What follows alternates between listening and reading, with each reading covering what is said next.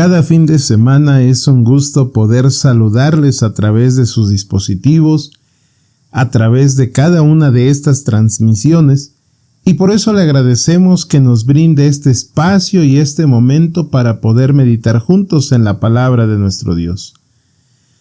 Hay grandes lecciones que siempre podemos tener en mente y cada vez que las leamos, analicemos, vamos a encontrar lecciones que nos pueden ayudar en nuestra vida espiritual. Es nuestro deseo que esta noche, a través de la meditación que hemos de tener, podamos de alguna manera fortalecer nuestra vida espiritual por ver y recordar algunas de las promesas de nuestro Dios y también desarrollar nuestra personalidad. La historia de esta noche es una reflexión que en más de una ocasión puede fortalecernos. Y es que, mis estimados, vamos a empezar con la sección del profeta Elías. ¿Quién es el profeta Elías?, le preguntaría a usted esta noche. ¿Dónde está el profeta Elías? ¿Qué lo llevó a tener tanta cercanía con el Padre? Son algunas cosas que podemos encontrar fácilmente en el primer libro de Reyes, por ejemplo. Sin embargo, mis estimados, quiero extraer un fragmento de su historia con una lección impactante. En algún momento, Omri, por ejemplo, dice el capítulo 16, que hizo lo malo ante los ojos de Jehová, más que todos los que habían reinado antes de él. Es decir, ¿hay personas en el pueblo de Dios que se pueden equivocar y que sus errores pueden ser atroces? Sí, mis estimados. Podríamos decir, sí, yo conozco algunos.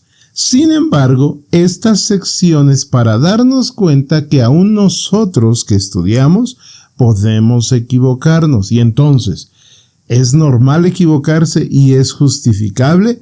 Es lo que esta noche debiéramos tener en mente. Cuando Omri se equivoca, entonces, de alguna manera, dice el capítulo, que Dios no puede permanecer junto al pueblo cuando un líder está mal. Sin embargo, Omri muere y su hijo sube al trono. Su hijo de Omri es Acab. Y entonces Acab tenía de alguna manera la responsabilidad de guiar al pueblo de Dios, pero como había aprendido cosas malas y como los seres humanos siempre queremos con las cosas malas más que las buenas, también la historia en el capítulo 16 dice que como era hijo de Omri, también hizo lo malo ante los ojos de Jehová. Y aquí sale la primera lección. Mis estimados, si usted y yo nos equivocamos, aún conociendo las verdades bíblicas, aún conociendo lo que es bueno y es malo, no ante los ojos de la sociedad, sino ante los ojos de Dios, y no lo corregimos, viene una primera lección de decir, podemos heredar ese pecado y ese mal a nuestros descendientes. Es el caso de Acab. Su padre hizo lo malo, él va por el mismo camino y hace lo malo. Entonces Dios le dice a Elías, mira, prácticamente no voy a enviar ningún tipo de lluvia, no voy a enviar rocío en estos años.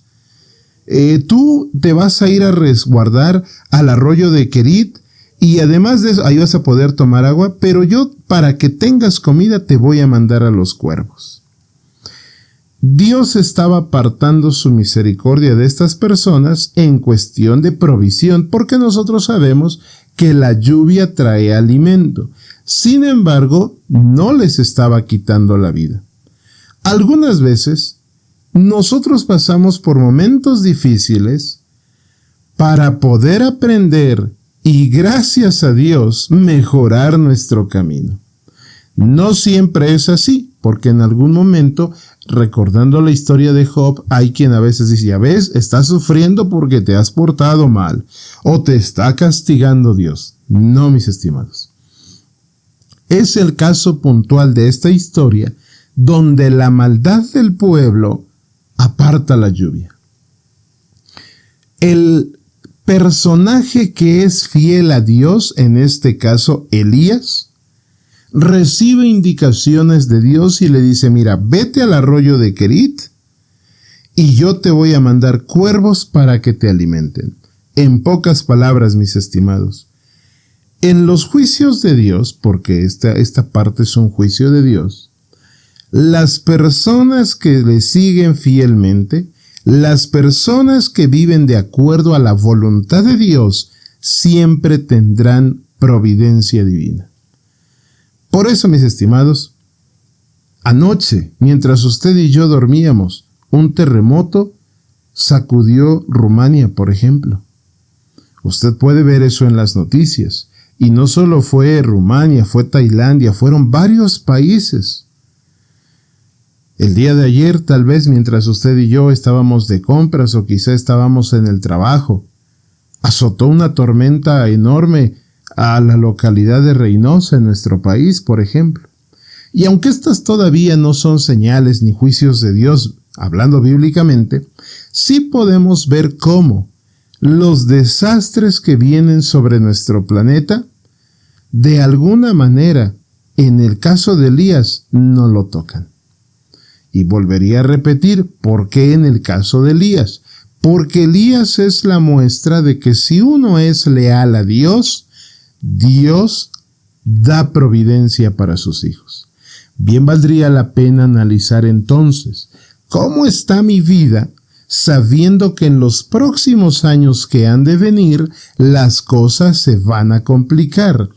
Porque recuerde usted que Satanás es el primero que dice, oye, dile a Dios que te dé su promesa, reclámale a Dios una promesa. Cuidado, mis estimados. Porque cuando nosotros leemos las tentaciones de Jesús, Él le dijo, lánzate, pues escrito está que a sus ángeles mandará prácticamente para que no te pase nada a Jesús. Sin embargo, Jesús le contesta, oye, al Señor tu Dios no tentarás, porque Satanás solamente estaba reclamando la promesa, pero se olvidó de la parte, porque el verso completo dice, el que habita al abrigo del Altísimo. Es decir, tú tienes que estar en comunión con Dios, tienes que tener esa religión, que ha sido una palabra mal utilizada en nuestra sociedad. Creemos que religión es bautista, católico, adventista, presbiteriano. Esa no es una religión, esa es una denominación. Religión es tener estar ligados a Dios. Sin embargo, volvería a mencionarlo. En aquellos tiempos no había lluvia. Elías vivía ligado a Dios, una religión con Dios. Y en esta parte de su relación Dios le dice, mira, va a venir un juicio sobre la tierra. Yo te voy a dar de comer, pero tú tienes que trasladarte cerca del arroyo de Querit. Elías pudo haberle dicho, oye Señor, pero si yo te he sido fiel, todo lo que me has pedido lo he obedecido, mándame un poco de agua aquí también. Mis estimados, siempre debemos ser atentos con las encomiendas de Dios. Dios le dijo, trasládate, que allá voy a darte comida, pero ahí vas a encontrar el agua. Muchas veces, mis estimados, minimizamos las profecías, porque lo que a Elías se le estaba dando era una profecía, lo que iba a acontecer. Y él hizo un llamado, hablando de Dios, y Elías hizo una respuesta. Elías dio respuesta a ese llamado. Avanzan los versos del capítulo 17 y dice que pasado algunos días se secó también el arroyo porque no llovía sobre la tierra. Sin embargo, la Biblia es puntual porque dice que los cuervos le traían, escuche bien, pan y carne por la mañana, pan y carne por la tarde, y él bebía del arroyo. Sucede entonces, mis estimados, que Dios le da la provisión del alimento y tiene la bebida en el arroyo. Pero pasan los días y las cosas se complican y se seca el arroyo. Hasta aquí le preguntaría, ¿qué haría usted? Cuando nuestra fe es débil, Señor, te obedecí, mírame, ya no tengo agua. me das de comer, pero necesito agua. Y usted y yo sabemos que sin agua no podemos sobrevivir mucho tiempo. Pero note la providencia divina. Vino luego la palabra de Jehová diciéndote, levántate. Es decir, esta pauta de comodidad se acabó, tienes que moverte, Elías. Vete a Sarepta de Sidón y mora allí, porque yo he dado una orden de que una mujer viuda te sustente. Mis estimados, en este mundo debemos entender que somos peregrinos. Dios da providencia, pero nosotros también tenemos que trabajar en pro de ella. No podemos solamente sentarnos y decir, Señor, a Elías lo alimentaste con los cuervos, dame nada más aquí de comer. Mis estimados, aquí dice claramente, levántate, vete a Sarepta. Y entonces dice que en la historia que él se levantó y obedeció, se fue a Sarepta. Y cuando llegó a la puerta de la ciudad, había una mujer viuda que estaba recogiendo leña. Él la llamó y le dijo, oye, te ruego que me traigas un poco de agua en un vaso para que beba. Y cuando ella iba para traérsela, él le volvió a llamar, te ruego que me traigas también un bocado de pan en tu mano. Y ella respondió, vive Jehová tu Dios, que no tengo pan cocido, solamente un puño de harina tengo en una tinaja y un poco de aceite en una vasija. Ahora estaba recogiendo leña para entrar y prepararlo para mí y para mi hijo, para que lo comamos y nos dejemos morir. ¿Cómo?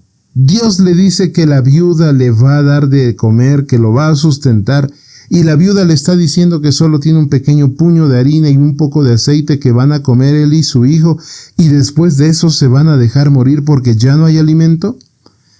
Sin duda alguna, mis estimados, cuando pensamos humanamente decimos, me mandó con alguien que ni me puede ayudar y al contrario hasta le va a ir peor. Sin embargo, mis estimados, las promesas de Dios no son humanas. El pensamiento de Dios no es humano y el poder de Dios no es un poder humano. En esta historia, para ser breves, que después quisiera analizar con ustedes, ya no del lado de Elías, sino de la viuda de Sarepta, Elías le dice, no tengas temor, tú ve y haz como has dicho, pero hazme primero a mí esa pequeña torta debajo de la ceniza y tráemela, y después lo que sobre te lo comes tú y tu hijo. Mis estimados, ¿quién tenía más hambre sino la viuda, Elías o su hijo? Sin embargo, volvería a repetir, en otro momento meditaremos en la vida de la viuda de Sarepta. Cuando Elías le dice, mira, si tú me traes a mí primero, en la tinaja que tienes harina, no va a faltar. Y el aceite que tienes en la vasija, no va a disminuir hasta que vuelva a llover sobre la tierra.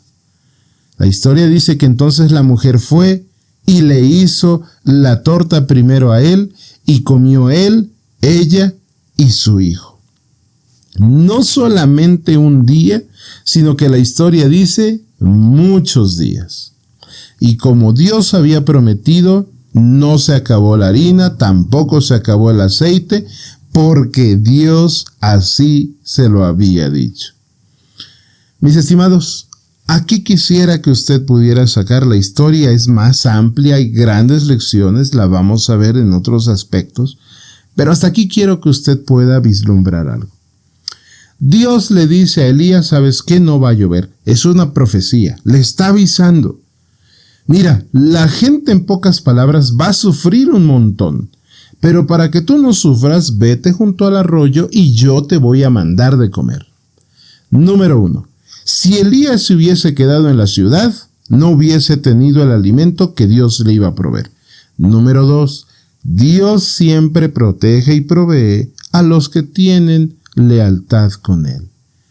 Por eso esta noche volvería a decirle, nuestra primera reflexión, si en este mundo estamos viendo cómo las cosas se están empeorando, hablando del ecosistema, hablando del clima, hablando de la violencia social, mis estimados, es importante mantenernos y estar a cuentas con Dios.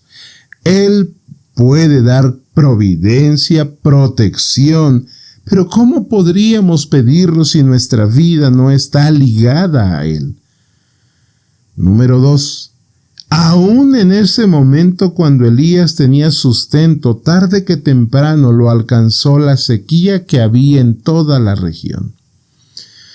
Y Dios le dijo: muévete a Sarepta, ahí hay una mujer que te va a sustentar.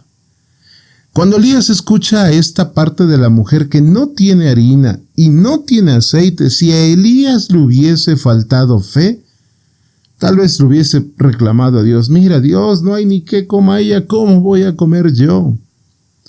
Pero Elías confiaba en Dios. Hazme primero y no te va a faltar tampoco a ti. Si Elías no hubiese tenido fe e incluso sin decirle nada a la mujer, hubiese dicho: entiendo, gracias, y hubiese dado la media vuelta, también hubiese dejado sin sustento a esa mujer y a su hijo. Cuando usted y yo ligamos nuestra vida a nuestro Dios, no solamente obtenemos la misericordia y la providencia de Dios para nuestra vida, sino que también es bendición y provisión para las personas que nos rodean. Hasta aquí hay 2 lecciones maravillosas en esta historia que usted y yo podemos aprender y podemos aplicar en nuestra vida. ¿Es un reto? Sí. ¿Es un desafío? También. Pero mis estimados, las profecías nos han anunciado que este mundo va a entrar en caos peor del que tenemos hoy.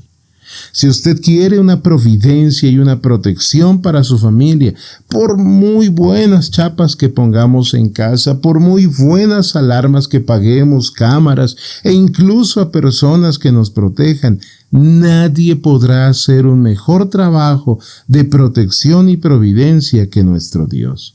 Y volvería a repetirlo, no solamente para nosotros, sino para las personas que nos rodean.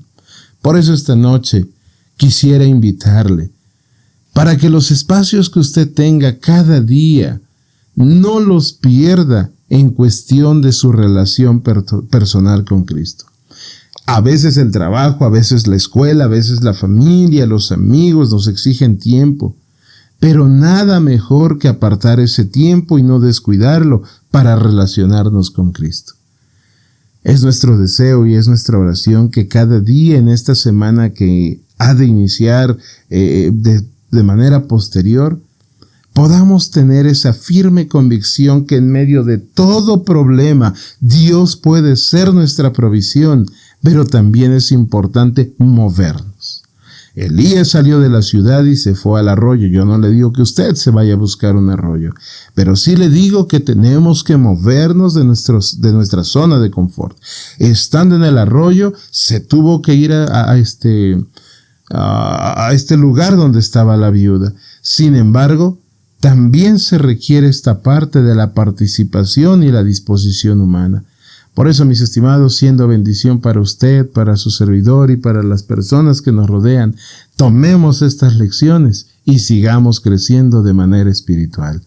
Gracias por habernos acompañado. En la medida de lo posible, le esperamos la próxima semana con un segmento más de esta historia. Que el Señor les bendiga.